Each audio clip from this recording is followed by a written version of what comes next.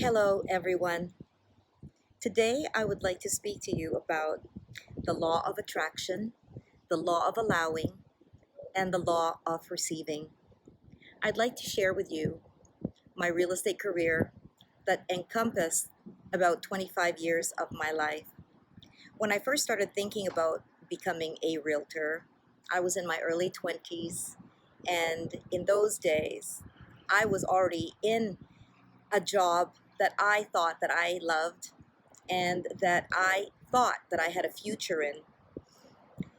My uncle was already a prominent figure in the real estate industry and told me that I was good with people, I was seemingly good at sales, and that selling houses may be a good thing for me to look into. Of course, at that time, I was also a single mother and I wanted to provide for my son and create a brilliant future for both of us. So, therefore, I took the course and I took the steps and I gave up a career that I already had seniority in that gave me a lot of promise. And even at that time, there were people who seemingly tried to persuade me into staying in the place that I was in and actually trying to dissuade me in going into a life of my dreams. However, I listened to my heart and I persevered. And I remember in those days, there were times when my son and I would be living off Ichiban noodles, with me trying to build a career and a business for myself. And I would sometimes pick him up from school and bring him to my office. He'd be in one room and I'd be in the next room calling for prospects and calling for listings. However, because the law of attraction was already present in my life, and I, for some reason, knew about allowing things to unfold naturally, I persevered. And of course, there's very many little stories that will stitch along this timeline. But the purpose of this message is to share with you that reflecting back on my life, I somewhat had the innate ability to trust the divine, and to listen to the callings of my heart. Sometimes I wonder if it's DNA or genetics, or it was the karma that I was brought into while I walked this path in this lifetime. However, needless to say, it seems like I always feel the strength and the messages that come into my heart. And if there's something that I decide to do, I just go ahead and walk that path. And I can honestly say that it wasn't always easy.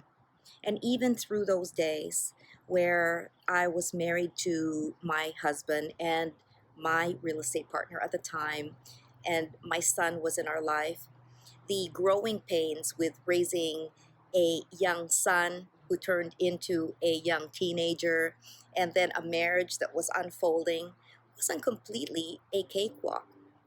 However, I persevered, and at that time, that was my divine purpose. And step by step, I learned to be a good real estate agent. I learned more about people, and I was also attempting to nurture the creative career that I am in right now. And sometimes I would feel as though I was very blessed with having this multifacetedness, but also I would find myself hitting my head against the steering wheel when I was driving to say that every second of my life was absolutely measured and scheduled. However, that's all a choice. And as I carried on with my life journey, continuing to walk the spiritual path, I found myself diving deep into myself and always searching for the answers. And I was always searching for peace. I was always searching for clarity. And I don't mean that I was attached to searching, but of course, with the human condition, and as we unfold in life, certain situations in life come up. And for me, I knew that my answers were always going to be shown to me by God, source, universe of my understanding. And I just continued to trust. Well, this path would lead me to becoming a world traveler, becoming an underwater photographer, a published writer, and also published in my underwater work and marine conservation contributions. And I always knew that I would step into some form of creative work, and perhaps I didn't clearly know that I was going to be a spiritual speaker and teacher. However, here it is. And as I stand here with you today, I can say that I am living the life of my dreams, and I continue to trust in the unfolding of my life. No matter what, I know that all my needs are always provided for because I set an intention and I actually believe that it's going to happen. And when I come across some seeming road bumps or hurdles, I then continue to trust. And when sometimes I feel anxious and the fear comes within me, I continue to trust. And do I know what's going to happen in the next hour, in the next week, in the next month, or in the next year? No, not exactly. But I do have an intention in my head, and I do have a vision that I feel and that I believe that will manifest. And sometimes it is immediate, and sometimes it takes a little bit of time. But all I know is that it will manifest. Whatever it is that I desire will happen, or something better and more fitting will take place.